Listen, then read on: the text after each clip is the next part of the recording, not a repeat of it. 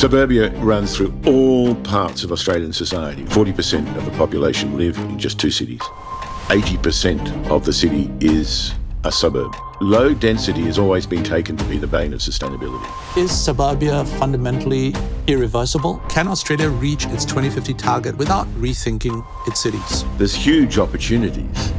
Meet Tone Wheeler, the Australian architect, author, educator and consultant, who confronts a defining feature of Australia's urban landscape, the suburban sprawl. You've got a problem with people taking too much land, paving it over. What you've done is destroy paradise and put up a parking lot. We're missing the idea of what we had as a community. If we don't have functioning, vibrant, healthy communities, then everything else falls by the wayside. The future of Australian design is...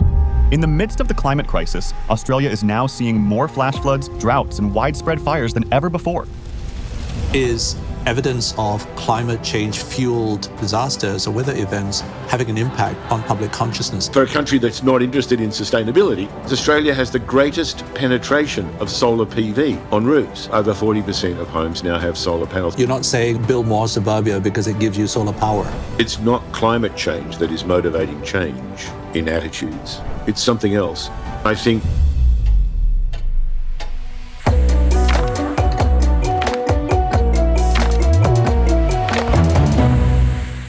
Welcome to Ecogradia, where we meet experts and practitioners at the front lines of sustainable architecture and urbanism. My name is Nirmal. I'm a sustainable design strategist, author, and educator based in Singapore. Now, Australia often conjures up an image of the promised land. Despite a wealth of natural resources, high livability rankings, and first world know-how, there is a simmering debate in the country on what sustainability means to its future, to its people at this juncture in time. Tone Wheeler, my guest today, has been weighing on these polarizing issues for a very long time. An architect and an advocate, Tone has been a fixture in the design construction space in Australia for over 5 decades. I asked Tone what lies beneath the veneer of all those Instagram-worthy images of neighborhoods in central Sydney and Melbourne. He points to the baggage of 20th century urbanism, which affects the city at large. The country must now flip that script. Take the sprawling suburbia that is Australian cities and reimagine it to help address deep-seated problems of housing and social inequity. A stumbling block is the inertia of public opinion. What do you do when so much of the population is comfortable, attuned to the status quo, doesn't care much for anything new or different, even if it's for the larger good? Tone has a lot to say about these obstacles, plus the challenge of meshing architecture with urbanism, as you'll hear in a minute. But before we start, let me quickly remind you that you can get more out of this episode on our website at ecogradia.com, where you'll find curated images and notes that top up what's being discussed today. And if you like what you hear, please subscribe to this channel by hitting the black button below the screen. And now, Tone Wheeler. Tone Wheeler, welcome to Ecogradia. Thanks very much, Nirmal. Pleasure to be here. Australia has declared that it wants to be net zero by 2050. There are many parts to this problem of greenhouse gas emissions, of course, but one of them is the way that cities are planned. Tone, here is a quote about Sydney, one of Australia's largest cities, from Philip Vivian, chair of the Australian chapter of the Council of Tall Buildings and Urban Habitat. Sydney's density is so low, it's just not funny. It's clearly inequitable, with workers being forced to live on the periphery, being forced to pay more, travel further to work. It's unsustainable. Now, he doesn't even begin to discuss the impact of urban sprawl on natural ecosystems or carbon emissions arising from, say, car dependency. Tone, I did a quick check online to see what he meant by low density. Sydney and Melbourne, Australia's 2 biggest cities, have average densities of about less than 3,000 people per square kilometer. Compare this with, say, Barcelona at 5,000 plus and Singapore at 8,000 plus. Is there a way forward? Can Australia reach its 2050 target without fundamentally rethinking its cities? What do you think? Nirmal, thanks for the interest in Australia. And it's a very different country in many ways. We borrow from America and from UK, but we are, in many senses, the most urbanized country in the Western world or the OECD. 40% of the population live in just 2 cities. 60% live in 5. And those cities are quite big. The 2 big cities, Melbourne and Sydney, that you mentioned, are very large cities by population. If they were in the United States, they'd be the 9th and 10th biggest cities there. They're bigger than Seattle and San Francisco and so on. But they are the most suburbanized cities. So, for instance, the metropolitan area of Sydney is a little over 12,000 square kilometres. And it's about the same in Los Angeles. But Los Angeles has twice the population of Sydney. And yet people think of Los Angeles being the most spread out, least dense city in the world. How did we get to that? You need to understand, how did we become this nation of suburban, detached homes on what we used to say a quarter-acre block? That was the ideal. How did that actually happen? And is it now so bad, so entrenched, that it can't be saved? Or what do you do to save it? And what I think I've been working on for the last half of my career is to work out how to fix the very thing that I hated when I was growing up. Suburbia runs through all parts of Australian society. It's 80% of the city is a suburb. And low density has always been taken to be the bane of sustainability. And it really is, because you've got a problem with people taking too much land, alienating that land by paving it over, moving more roads, more infrastructure. Instead of the Eden that people thought Australia was, what you've done is destroy paradise and put up a parking lot. And that has its roots in post-war arrangements in the country. So what you've got to understand is that between 1945 and 1973, Australia's population doubles in that period. So almost less than 30 years it doubles. And then it has doubled again to where we are now, almost. So it goes from 6.5 million or so after the war to almost 13 million, and now it's 26. But it's almost all of that growth happens in an annulus spreading out from the city.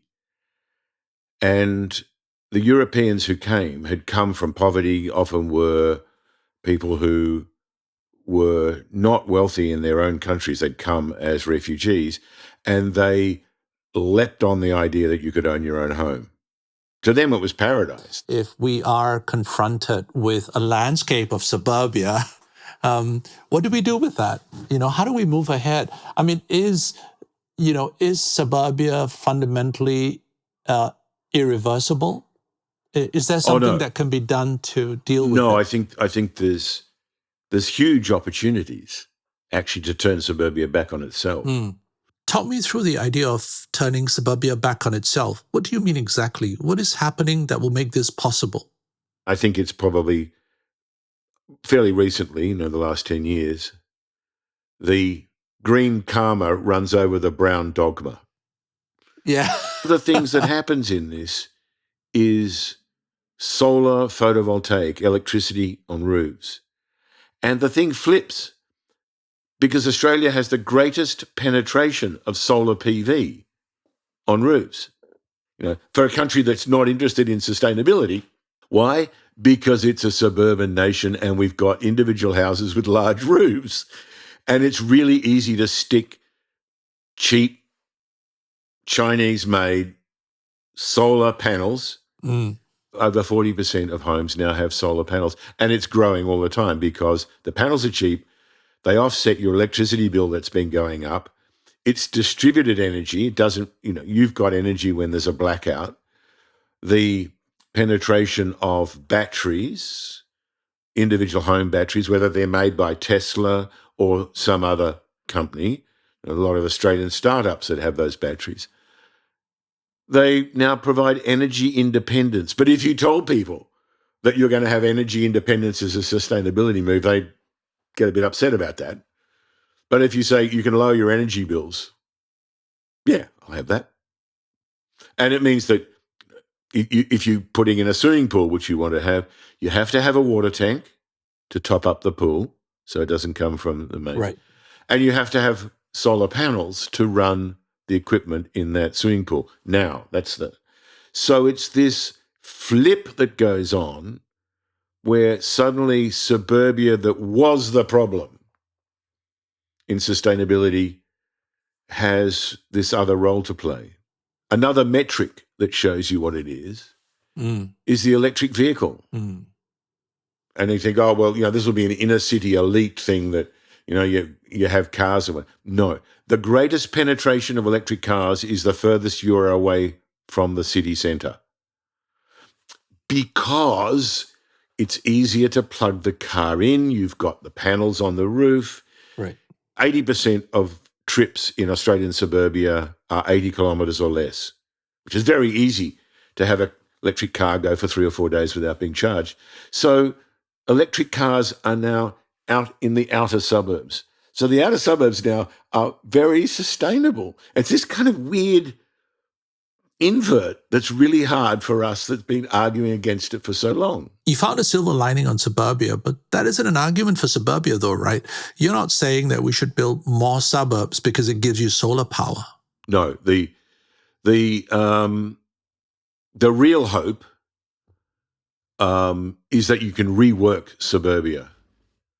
And the term that's used for that at the moment is the idea of putting housing in the missing middle. So how do you increase density within the existing suburbs? So let me paint you a little picture of that, which is the work that we're heavily involved in at the moment. That you take a site or a series of sites that have got individual houses on them. You reuse the existing infrastructure, the existing roads, the services, sewer, stormwater, cold water supply, electricity supply. You reuse that. You reuse the footprint of the existing building. So you can keep the trees in the backyard or the street trees in the front. And you take that house, which might be a smaller house on a bigger block of land, and you double, triple, or in my preferred series of projects that we did, we had what we call 6-packs, because you could get 6 apartments or townhouses, they're mostly apartments, on a site that only had one house. And if you start doing that down the streets, all of a sudden you're not building new infrastructure, you're not having to create more of that very damaging roads and services, and the houses that you're building are much better in sustainability terms. They're better insulated, they're better highly performing. Can you make 6 houses use no more energy than the original one house that was there? Not really, because the one house that was there was very small. But that's the idea, is that what's the incentive to make these things so efficient that you are literally removing a house and replacing it with a very small apartment building. There are a number of different typologies for that. Duplexes replacing one, triplexes. We're much more interested in the low scale but very compact way of doing an apartment building. So we've borrowed a term which comes from Denmark, which is low and close. So our current apartment buildings that we're doing are quite modest in scale, but they're very tightly knit together. They're naturally cross-ventilated. A lot of the ways that you get to the apartment are external balconies, because we've got good weather, we can do that. So you're using the idea that when you went home, you used to walk up to your front door outside. Well, you go to your apartment, it's the same thing. You're still outside until you put the key in the door and go into the apartment. So there's not carpeted corridors and foyers and so on. It's trying to adapt a form of an apartment that replicates some of the things that you have in the house. Has anyone done a study to see what the potential impact of this middle layer could be. I mean, a kind of an extrapolation where if you were to take this argument, these new typologies to the limit, what would that do in terms of densification? How many more people would you be able to accommodate? What would be the impact on public transportation and infrastructure? What would be the walkability like? Has this idea gone beyond the typology into, say, examining what this might mean to a city like Sydney? Yeah, if you're looking at its impact to the local communities and then beyond that, the city as a whole. A couple of examples from Melbourne. The city architect Rob Adams was doing research into the particularity of Melbourne in that it has a central CBD that's quite big and quite generous. It's twice the size of the one in Sydney in area, which is why more historic buildings exist in Melbourne than in Sydney. And it has tram lines. They kept all the trams, which they pulled out of Sydney. And the tram lines and the heavy rail lines all converge on Swanston Street, the main street, or Flinders Street station. And he worked out that there are therefore, where the trams are, high streets. And if you took all of those high streets and built on the high street block on both sides and one block back from that, you'd be taking 6% of the area of Melbourne in order to double its population. And that, I think, is a stunning statistic about how you can make it more sustainable. What we've tried to do in Sydney is to examine that same thing, but we don't have the same high streets. We don't have the same infrastructure. A lot of it's now being built as tunnels underground, which do have the advantage of releasing the choked roads so that they can become high streets in the Rob Adams model. But in Sydney and Melbourne, there's a particularly nasty backlash against this because we've had suburbia for so long, that all of the metrics that we're putting together, which just simply says, in Sydney's case, in the missing middle, you'd only have to take 20% of the land in order to double the population if you are building what we call low and close, if it's 3-story apartment buildings. But the property market is such that 3-story is not a financially viable scale. 6 stories is, but people are frightened about high rise. And therefore, there's been a huge backlash from the local community saying, no, we don't want high rise next to individual houses, which is not what's happening. It's a lot of misinformation. So I don't know, Nirmal, have you heard the term NIMBY? Yes. NIMBY is not in my backyard. Right, so, but that is then, they're the champions of keeping the suburb as it is, irrespective of its unsustainability. We now have a group of people called NOTES, and NOTES stands for not over there either. So it's, you can't do it here and you can't do it there. So we refer to those people because we're fighting with that the whole time. And we now have a group backing a lot of the things that we're doing called YIMBYs, yes, in my backyard. But most of the people, we refer to them as cave dwellers, not because of the physicality of it, but CAVE stands for Citizens Against Virtually Everything.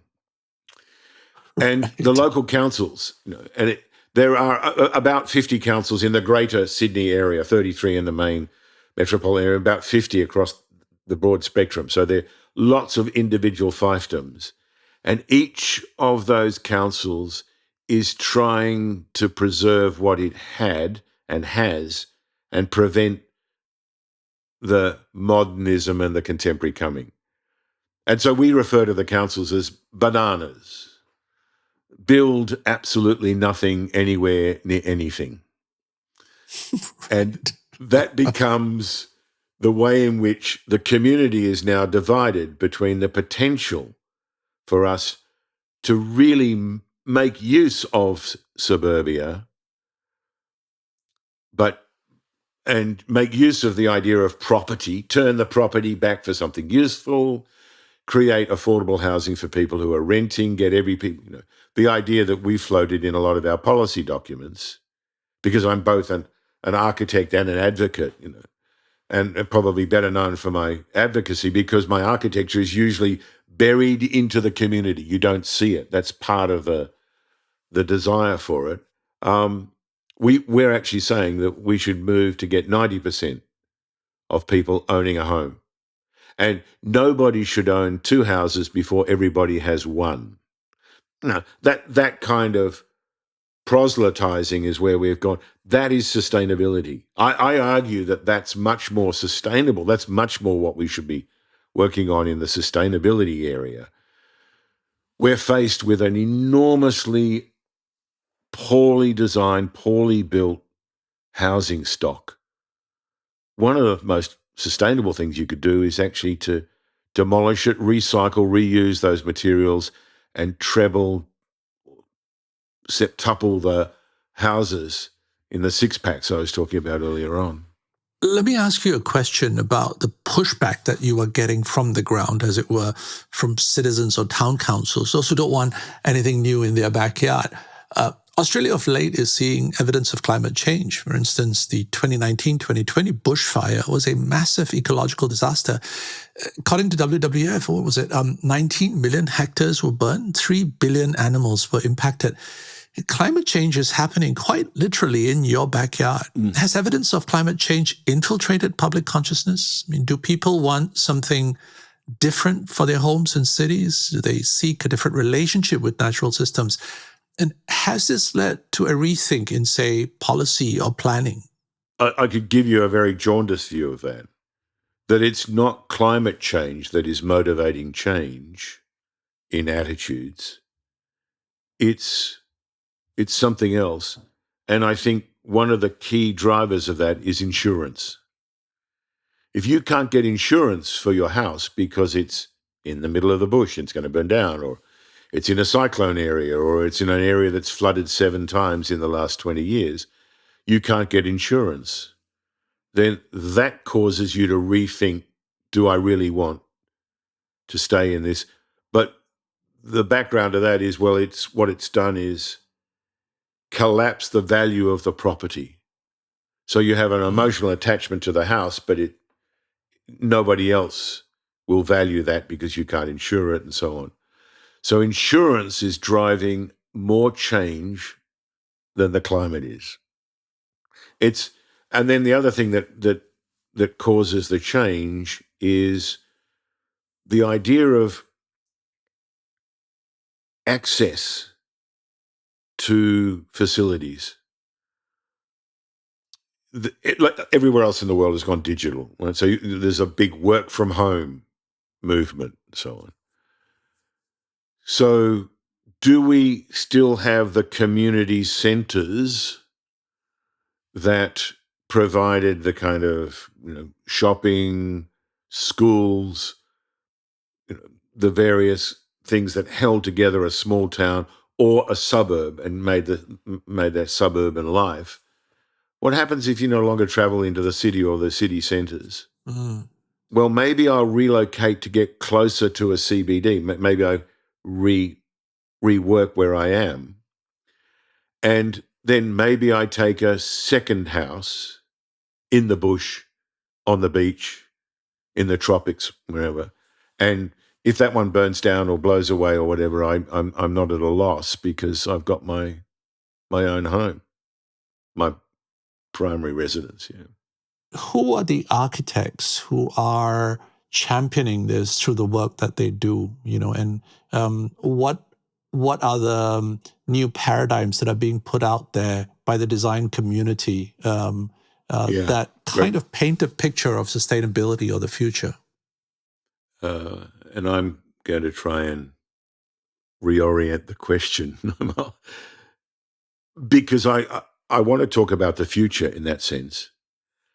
And the future of Australian design is actually way back in the past. And Australia is only just starting to discover Indigenous design.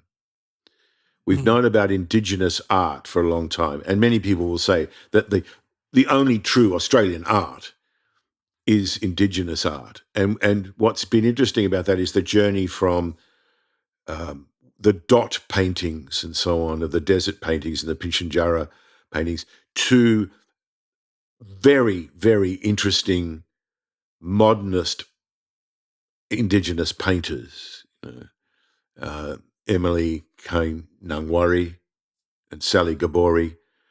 These are artists who don't paint in that traditional style, but infuse new paintings with ideas that come from their indigeneity but are meeting the current world. Now, the same thing's just starting to happen in design.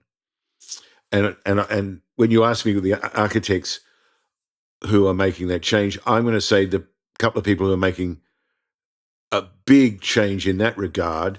One of them is a guy called Paul Memmott, who has published a book which took him 40 years of research to do. It's called Gunya, Gundi, and Worley.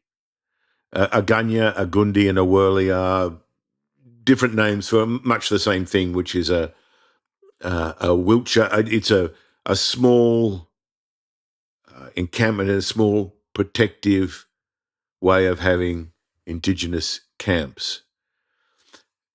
The book is fascinating because it actually talks about an Aboriginal architecture that we've ignored for so long. Well, we never knew about it.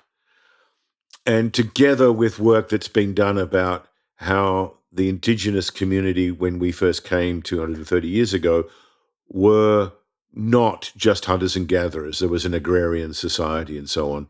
And there's a book called The Dark Emu by Bruce Pascoe that's changed minds about the community aspects of indigeneity. And then Gunya, Gundi, and Worley actually shows that the way in which the Indigenous looked at Australia is much the same way as the fundamentals of architecture. And Paul Memmott talks about 3 different ways in which things are done. That it is about providing shade, and he has all these different ways in which shade structures.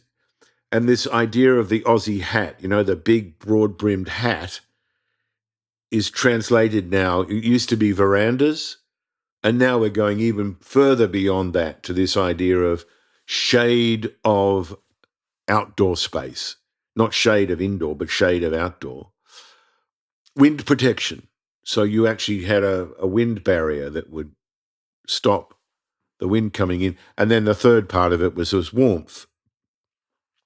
And you would create some way in which a very small space was just enough for you.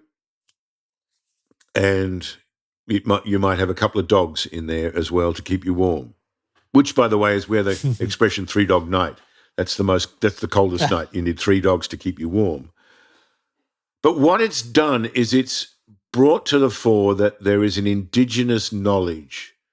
So the architect that's built on that, who's most well known and I think is doing the most interesting things, is in the State Government Architecture Office in Sydney. It's a man by the name of Dylan Combamerry, who is working on both buildings for the Indigenous community, trying to reflect back on those things, but also, I think more importantly, trying to bring an understanding of indigeneity to the white fella in what we are doing.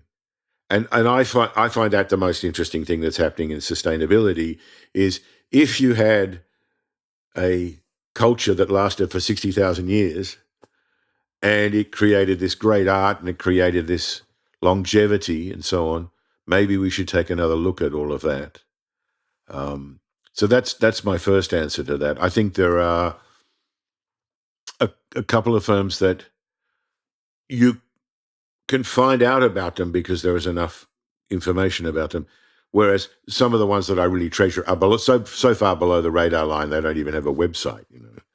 They're so far embedded into the community, and that's Hully Liveris in Darwin. Mm-hmm. Philip Thalis at Hill Thalis has won a number of key urban design awards, or competitions rather, which haven't gone ahead. But you can see in the urbanity of what he is doing, he's trying to pull the past into the future by looking at, for instance, in a project in Sydney to extend the CBD, he was proposing to extend the streets and the street pattern and the street life, the kind of crooked streets of Sydney and so on, into a new area where you could subdivide it off and a variety of different buildings would be built. In the end, that didn't happen, and it's been turned into a kind of Rockefeller Center, a kind of one ownership mall. It's good as far as that goes, but we're missing the idea of what we had as a community, as a CBD community.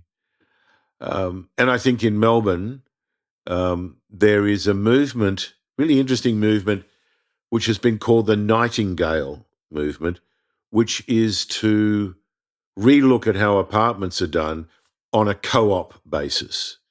Jeremy McLeod of Breathe Architecture was one of the initiators of that, and 6 Degrees, which pretty much tells you about the nature of the firm, but 6 Degrees have taken that on, and Andrew Maynard as well. So there's a group of architects. That's an interesting thing, that there's a very big support mechanism amongst that group of Melbourne architects looking to work on social aspects of architecture at the same time as the environmental work that they're doing. Thank you for giving me a rough idea of who's doing what. Now, you've been on the scene for many years, of course, and so you bring a perspective that is rooted in time. May I ask about that passage of time? You coined an amusing phrase. It's been a long and strange trip from hippie to hip replacement. Care to elaborate? Yeah, well, that's a saying that's come from one of my favorite bands, the Grateful Dead, who were very big in Los Angeles when I was a student in LA. What a long, strange trip it's been. Yeah, it's been from hippie to hip and maybe hip replacement fairly soon. The hippie part of it was living in the United States and then coming back to do the autonomous house and almost immediately flipping out of that through the good graces of a professor I had, Cole James, to go and work in the federal government, to work for a short while with the former housing and urban design minister in the federal government, Tom Uren, and work on housing policy. I was actually designing houses for the federal government as low-cost housing. They were 107 square meters for a 3-bedroom, bathroom, kitchen, living, dining, and separate family room. I mean, that is tight planning, and all my planning comes from that exercise of a couple of years of trying to make what essentially are called govies in Canberra, government housing, and that's been the beginnings of the twin things. I'm wanting to do policy, and I'm wanting to do actual built work. So I'm teaching. So I've been on, I've in parallel to, more than 40 years of practice, I've had more than 40 years of teaching as well. And after a while, the kind of heavy toll of full-time teaching with a very small amount of practice gave way to flipping it the other way. And I started to work, as most younger architects do, although I was starting at middle age, on individual houses, but really wanting to get to medium density, to the low and close I'm talking about. And much of that was with private clients until I got to work with the not-for-profits. So I've worked for the Anglican Church, Anglicare, for the Uniting Church, who have been wonderful patrons and clients, for a couple of different branches of the Catholic Church, and a Buddhist group, the Nanjing Buddhists in south of Sydney. They all have an interest in low-cost or high-value low-cost housing. a lot of it's expressed in retirement villages. So we've done a lot of work in that. The retirement village, unfortunately, the model for much of it is kind of shrunken suburbia, which we've tried to escape from, but we can't. We're kind of making a mini version of it with really high sustainability components. We did one out at the Ponds, which is an area that has a huge amount of water conditioning, as the name suggests. And we were trialing ways in which we could redirect the water to feed the landscape to make a richer landscape in this retirement village and provide a community centre that didn't look like some kind of, God's waiting room, as it's sometimes referred to, or in our terms in Australia, a leagues club. The worst of our community buildings is often the leagues club. We tried to make it more like a little village centre. But those things look quite ordinary. I mean, they're not published, they're not awarded or anything else, but they're the work I'm immensely proud of because it's had feedback from people who live there, from the post-occupancy evaluations and everything.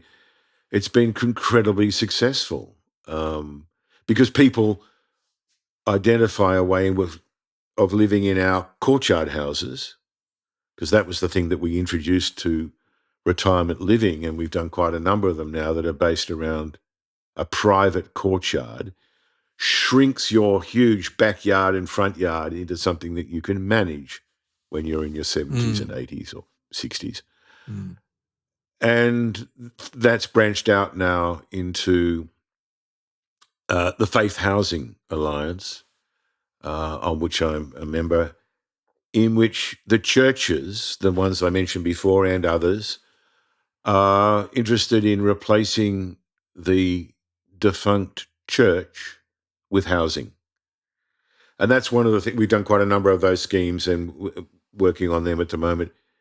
Would it be fair to say, Tone, that at the heart of the conversation on sustainability, as you see it, is the idea of community, and that if we can somehow begin to heal communities, that is a prerequisite, a first step towards healing the planet, and that if we don't have functioning, vibrant, healthy communities, then everything else falls by the wayside. Would that be a fair summary?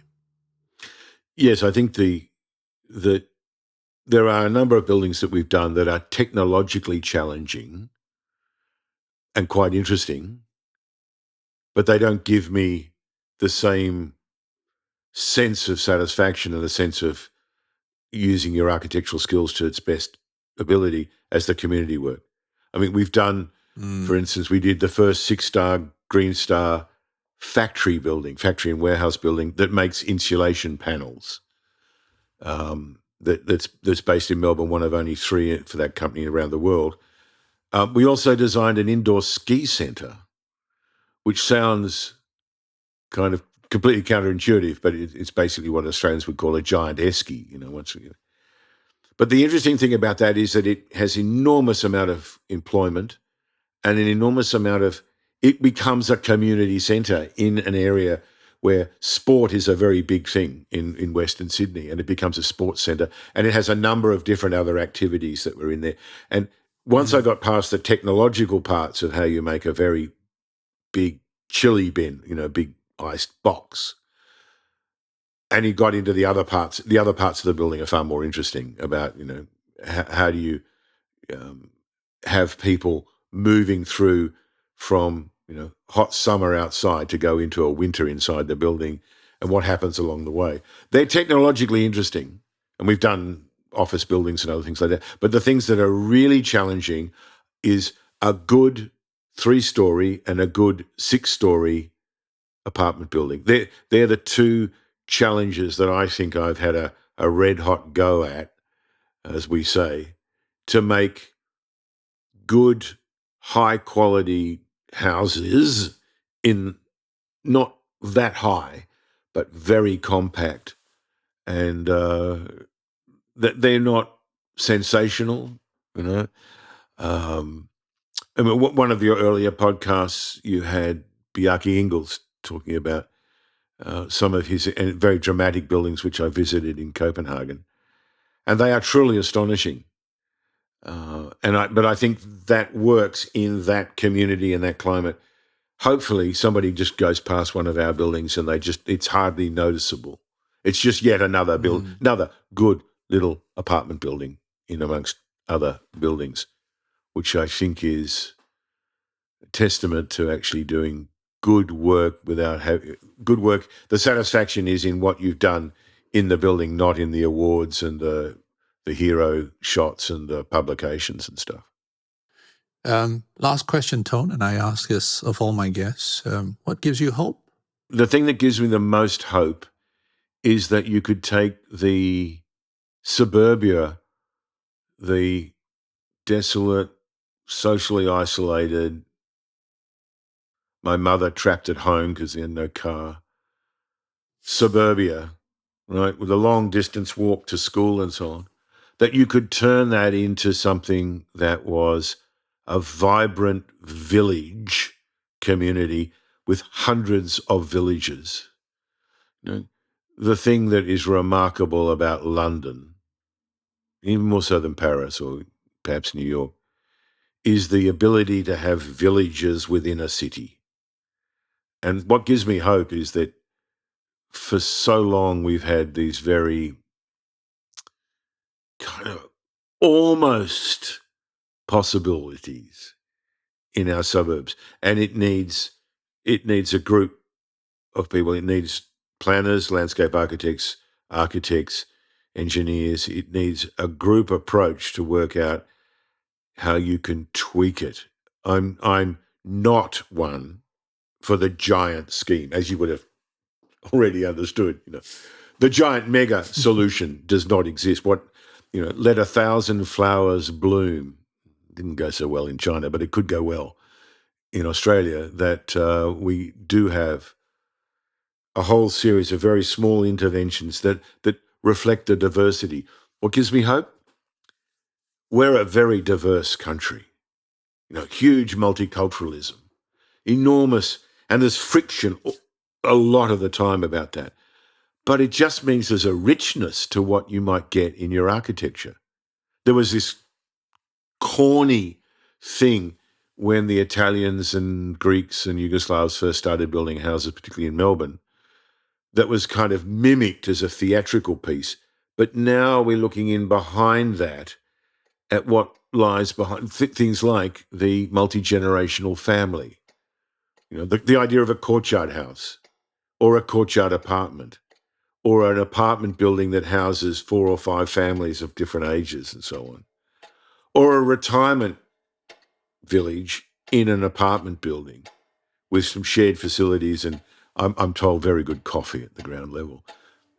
Because those things are a reflection of our society. It's a reflection of Australia as this kind of brand new, very middle class, very acquisitive. Those negative things, what gives me hope is we could turn them on their head and make real communities out of it. That's my hope for the future. Thank you, Tone. It's an inspiration listening to you, and I really appreciate what you've shared today. Listen, if you're ever in Singapore, give me a call. I'd love to see you in person and catch up sometime. I just love Singapore, you know that, so that's not going to be far away. And thank you to Tyler and Kelvin and everyone else that's helped make this so good. Will do. Thanks, mate. Bye-bye. If you enjoyed today's conversation, please click the subscribe button on this page to know first when a new video is out on our channel. It means the world to us and helps us reach out to more experts and practitioners with ideas and solutions on how to make this world, buildings and cities, more sustainable, one blueprint at a time. Thanks, everyone. Until we meet next, this is Nirmal signing off in Singapore.